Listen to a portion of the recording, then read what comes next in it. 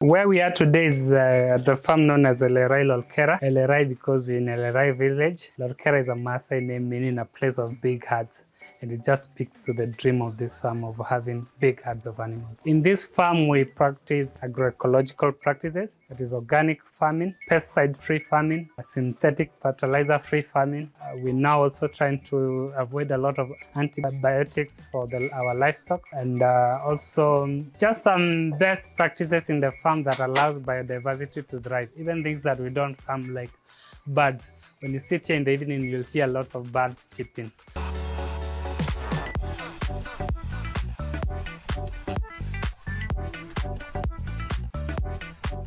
This farm is an 8-acre piece of farm. It was acquired by my father in 1976. And I've only come here to start practicing agroecology and organic farming about 3 years ago.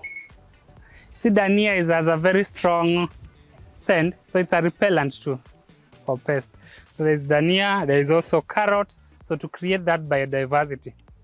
Inside here, there is managu, there is terere, there is njugu karanga, there is maize. So the idea is just to balance the biodiversity here. There is carrots, there is dania, there is maize. These are the indigenous maize, the very red maize. So you see, this tomato is doing very well for a tomato that is pesticide free.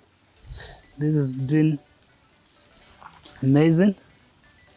It needs to be supported with more of vegetative. You'll find one kama hii yenye imerot. I suspect it's chicken ilikuja ikadona. Then ikaweka kidonda, but otherwise they are doing well. And now from now, we will most likely enjoy these tomatoes for the next 3-4 months continuously, because the next thing you are going to do here is work a vegetative, give them a support so that they climb up, and we can always produce tomatoes here up to absoluta. I mean, it's one of the major concerns for tomato farmers because it starts. You find a very you might find one leaf that is attacked, but very not common here. So they first start, you'll see such kind of discoloration on leaves, not this one, like mistari. So they start attacking the leaves, and then once they damage the leaf, they also attack the fruits. The fruits zikikuwa na scratch, zikikuwa na wadudu, the market doesn't want that. But the major problem with that is what I've said. Our pesticide, the commercial pesticides, the ones we find in shop, the highly hazardous one, they eliminate everything. Now in the farm, there are pests that will deal with tuta absoluta and all those manner of pests.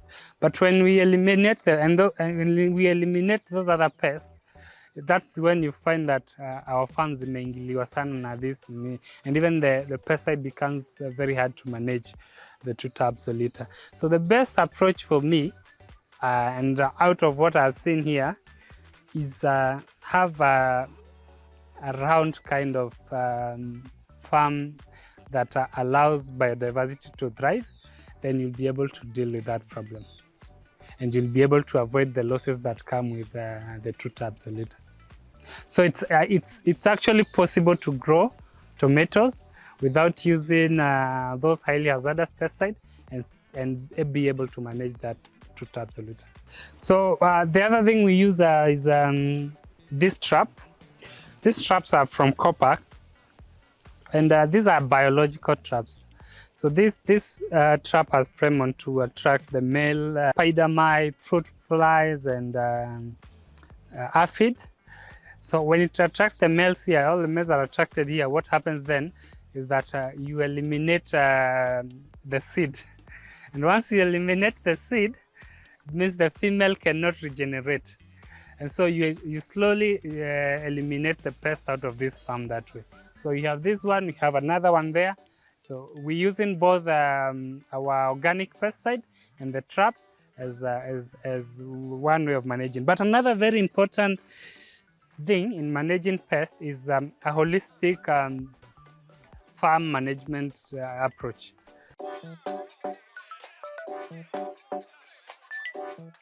See, this farm has a lot of other crops that now attract the pests to other things. Like, for example, you'll find rows of lucerne, and what I noticed, aphids love lucerne a lot. Lucerne is cow feed. So I don't have a problem with lucerne being on with aphids being on the cow feed. So they'll be on the cow feed and not on the tomatoes. And I'll cut the cow and goat feed and feed them to the goats. The goats, of course, will eat the lucerne, but they'll also eat ultra to pests as protein. And that's where we're able to manage and create that an ecological balance where the pests don't overwhelm. Then there are other useful pests. If you take a good look, you might find ladybugs. There is also chickens, which come here and pick a lot of caterpillars and all those manner of things. They are birds. And so all that combination, creating that ecosystem where biodiversity thrives, allows for this balance.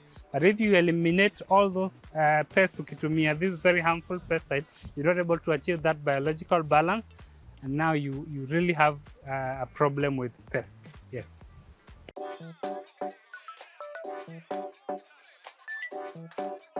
So this farm is doing apples with about 2,200 trees. Since those trees were planted, we have not used any pesticide in the farm. We have not used any synthetic fertilizer. We've gone purely organic on everything we grow here, because we want to grow safe food and demonstrate that it's actually possible to grow safe food. So you'll find trees that are flowered. We use organic foliars just to supplement the elements. But for the manure, we use what you see behind you. And you'll find it somewhere else. The manure from the goats, mix it with a bit of stock in terms of crops, so that you balance the nitrogen and all that, so you don't have too much excess nitrogen in the soil. You balance the nitrogen and the carbon. That's why we mix the two. So we use that, and it has worked very perfectly for this farm. We don't need to use the synthetic fertilizer that damage the soil pH, that destroys the useful worms that are in the soil, that help in nitrogen fixing, in oxygen fixing in the soil and all that. So yes, you'll be able to see that at the apple section. Yep. Okay, let's go that way. So after we sell a lot of managu when it's in season, so all that way, plus this and it's still very organic. There is the kales, they're colored, the skuma, then spinach, you'll find them there, and down there you will find cowpeas, kunde. Those are the vegetables we have here. So this is what I was calling lucerne. This is a high protein source for goats, cows, sheep, blah, blah, blah. Fattening, you feed this. High milk yield, you feed this. But the other reason why I have them in rows is they help me with controlling aphids on the apples. As long as these ones are here, the aphids will not go for the apples. They like this one, so they'll go for it. I don't mind if aphids are here, because this is animal feed. I'll just cut it, dry it, and feed them on it. So that is how we balance in the two. So, then this is bracharia grass. Now bracharia grass is an for livestock you have to do a balanced diet. So bracharia grass still has a high crude protein, but it also has a very high, it's very high on energy. It is planted here specifically for that. For biodiversity balance, bracharia grass is very good at capturing spider mites. So I don't want spider mites on the trees, but I don't mind spider mites on the grass. So this will attract all the spider mites here and keep them off the trees. And that is how I balance the two. These are the safest, most likely the safest spinaches you'll find in Kimani. Since they were planted together with the skooma, no pesticide. And these things have been here for what? 6 months now, eating them. And no pesticide up to now. So it's possible to grow organic food, even at a commercial level, and sell at the market. So we go into the kunde. Kunde is cowpeas. It's food for the cows, it's food for humans, but it also helps with nitrogen fixation into the soil. So that is the other part that is playing in this chamber. We'll go get there.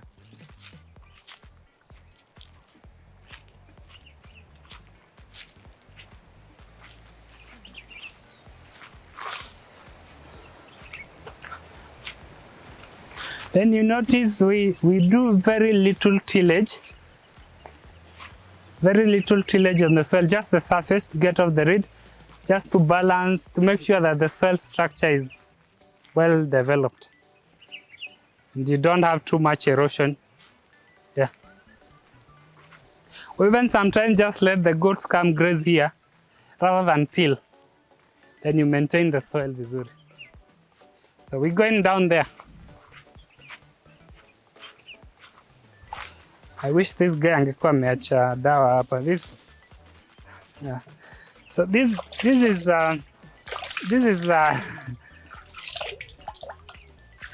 very. I could almost drink this water because the only thing that is here is an organic foliage, just trace elements that has been added here: boron, zinc. So there is nothing unsafe about this water. This is what is being sprayed to these trees. Okay. Yeah. Trace elements help the fruits, one in ripening, becoming bigger, sweetness, because you're looking at potassium, zinc, manganese, all that into a fruit. Now, there are two ways a tree can get that: through the roots, or you spray. You spray them. Now, sometimes our soils don't have enough of that. So when you find that the soil doesn't have enough of it, then you have to go by to supplement that which is not in the soil. Sometimes it's even just stimulants. Like one of the products is just a stimulant for the tree to be able to absorb the nutrients that are in the soil. Yeah.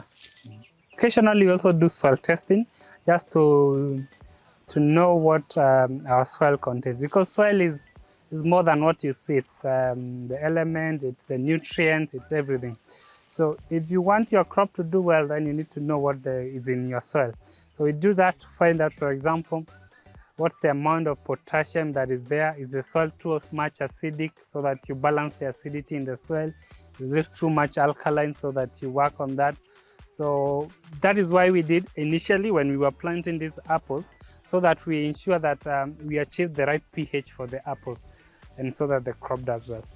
Now the soil, because generally this farm before then we had not farmed much, we were not doing much farming, so the soil was we'll say healthy, but you'll find that there were some elements like zinc that were low. So this skooma,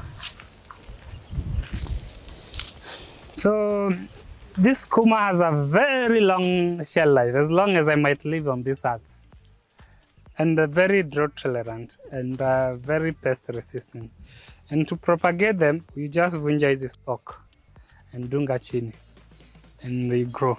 So you don't need to go to the shop, get your seeds, nini. You can always regenerate them yourself here. And you have your own seeds that are adapted to your environment, that work well with the environment, that are safe for you, all that. So here we have cowpeas or kunde. And you'll notice mostly ziko kwa hii ka small section, because kunde is food for me. It's food for my goats. Very high in protein too, but it's also helping me in fixing the nitrogen in the soil, which these small trees need a lot to grow strong roots, strong leaves, strong stem, and mature fast. So that's why you find I have done them around these trees, so that just to fix the nitrogen into the soil. So this is our irrigation system. There's a reason why it's this and not any other. You see what it is doing right now? It's washing off dust, pests that might be on the trees, anything, just cleaning that tree.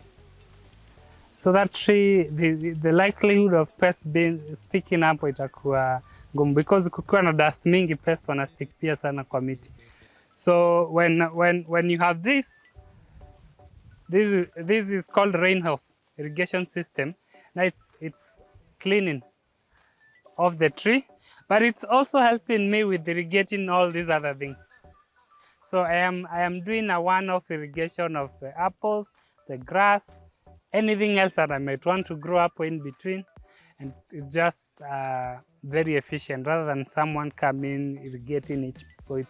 So I could do 2 rows every 30 minutes. So in a day I could do this whole block. Here we have 2,000, let's say 2,000 trees. There are 2,200, but 2,000 trees. And this tree, if we went to the part that they flowered very well, it could do 300 to 1,000 fruits per year. So that means those are 600,000 fruits. 600,000 fruits at a very bad price of 20 bob. Looking at about 12 million per year as the amount you make. The investment in this farm might have been, these trees are 1.5 years old, but the investment could be anywhere at 5 million.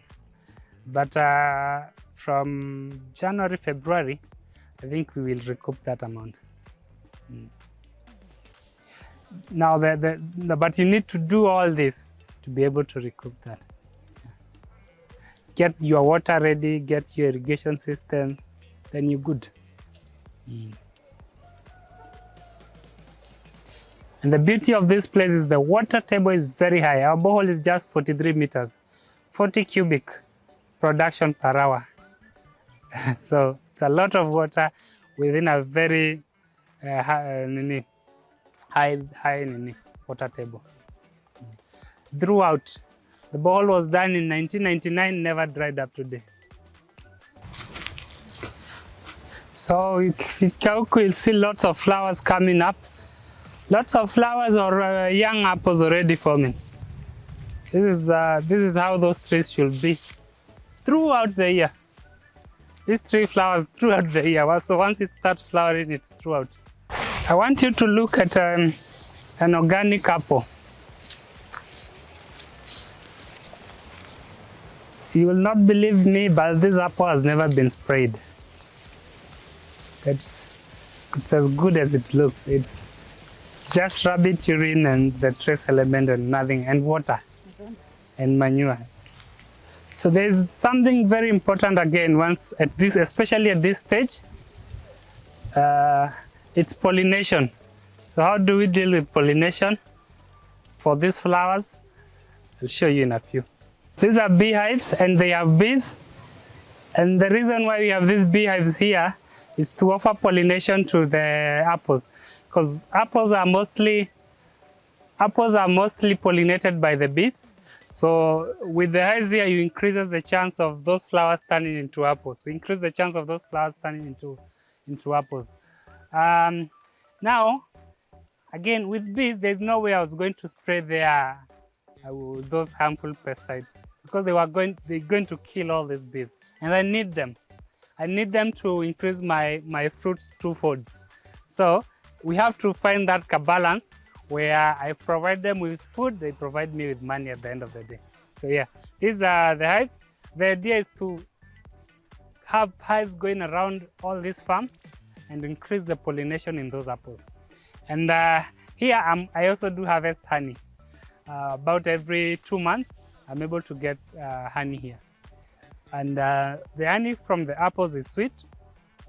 I could also collect pollen from here, pollen from the apples, trap it here, package it, sell it. For the guys who take supplements, pollens are perfect supplements. The ones rolled into those tablets you take and you buy very expensively. That is what I am hoping to achieve here.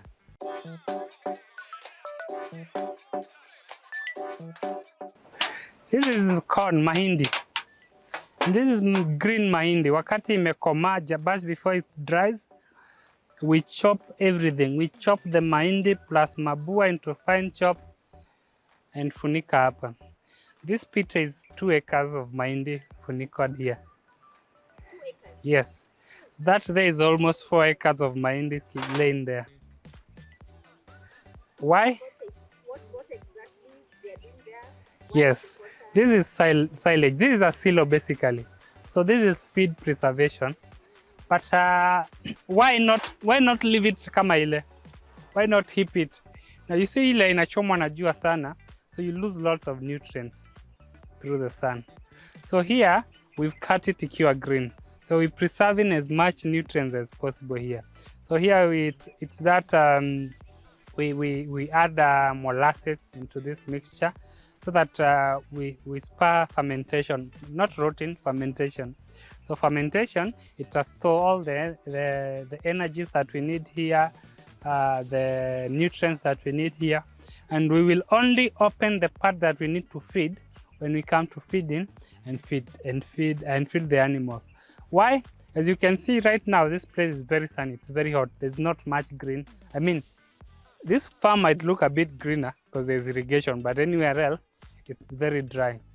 So during the dry season, when whatever you can get from the farm looks like that, so no nutrients, you want to feed this so that your cows don't fluctuate. Wale watu wako dry places, you hear, oh, hakujanyesha, so now our cows are not producing much milk. We don't want that here.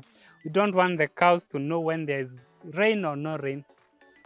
So they produce, if they are producing 20 liters, they should produce 20 liters always. And that is why we do this.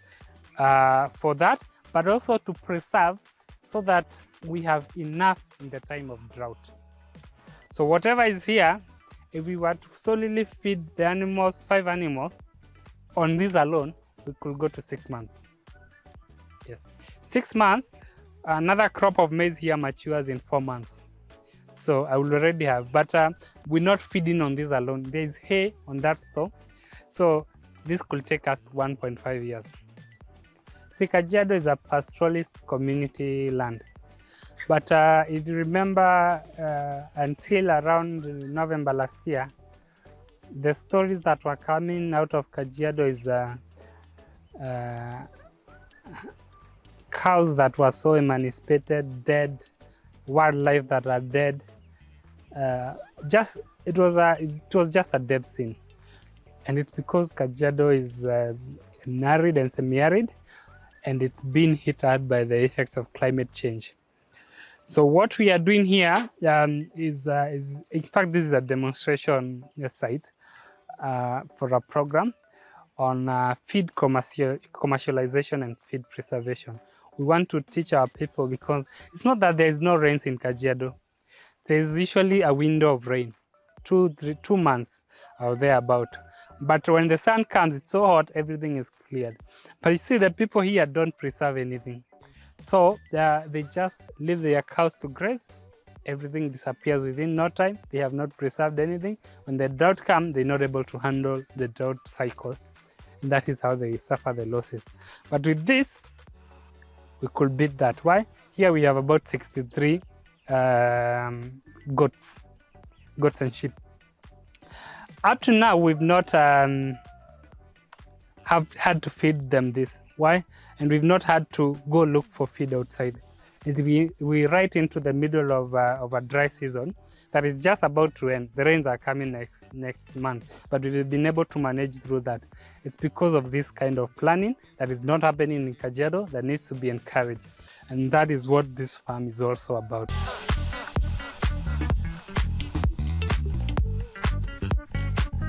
So here we just have the feeds ready, the shelter ready, And this shelter is done very well, very cool brick, just to make sure that the temperatures here are cool. Truss, everything. Currently done for 6 cows, but with the option, that's why we've not done a brick wall, because we want to keep expanding and bring in our cows here, and they should run. These weeds that this man is collecting is the weeds that you get once you till land kidogo. Ile when you are uprooting hizo weeds zimemea kwa shamba. Now many people waste that. For here we don't waste. This is what the sheep and goat are currently feeding on, and we're able to grow again through the drought cycle.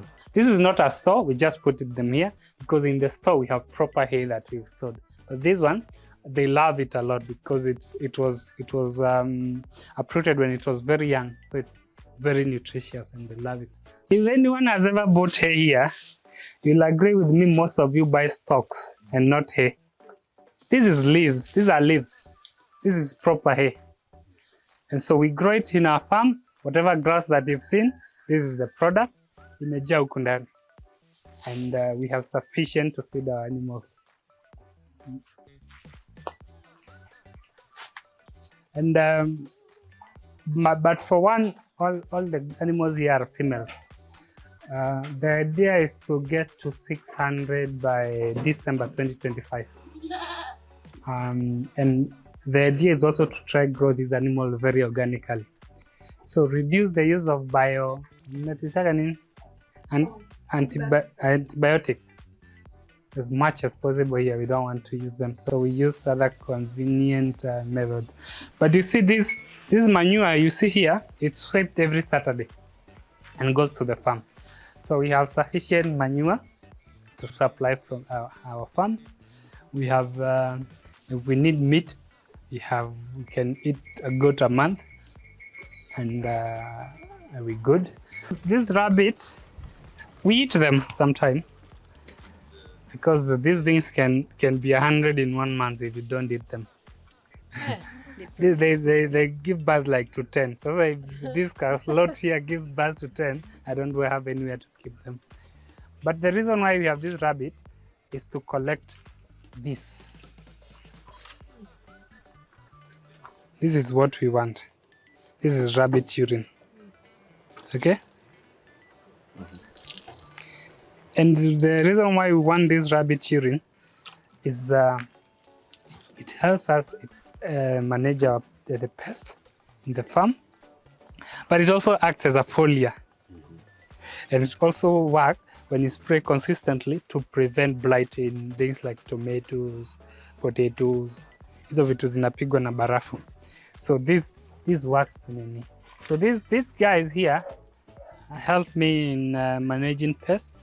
Of course, there is this manure that we will also add to the farm. But basically for this, so they urinate.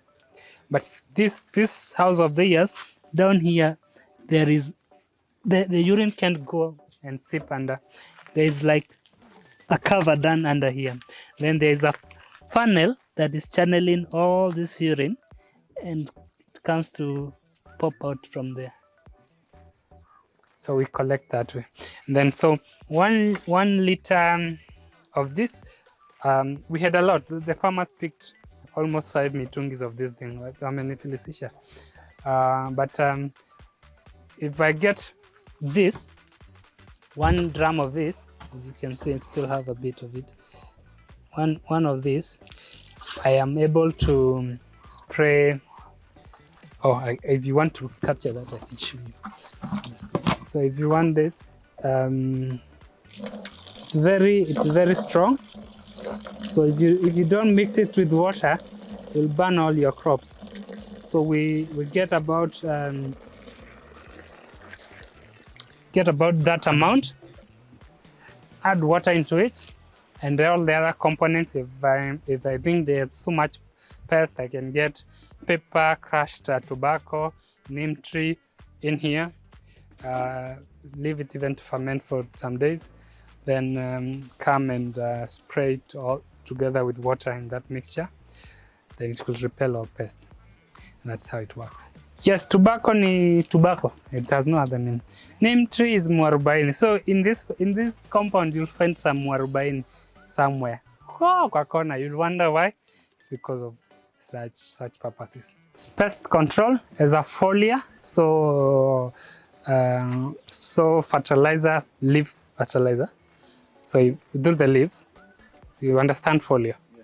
And also to prevent blight.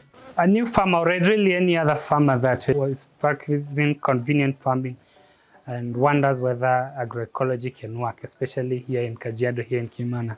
I want to tell them that it's practical, and it's not only practical for kitchen gardens, as we have seen, it's also practical at a commercial level. It's not only practical, it saves you a lot of cost input. You see, I don't need to go and buy my pesticides in the agrovets. I only keep rabbits here, collect the urine, mix it with my components, and spray my crops. And that way, I'm able to deal with pests. I only need to collect this manure regularly and put it into the soil within my plant, and I don't need to go with the synthetic fertilizer. And that one saves cost. But another important thing is that when we go to the market, and you come with your non-organic apple, and I come with my organic apple will fetch 2 times what yours will fetch, because people are concerned about their health, and as long as people are concerned about their health, they go for that which is safe and healthy. So it's not only practical, but there's also money in practicing organic farming.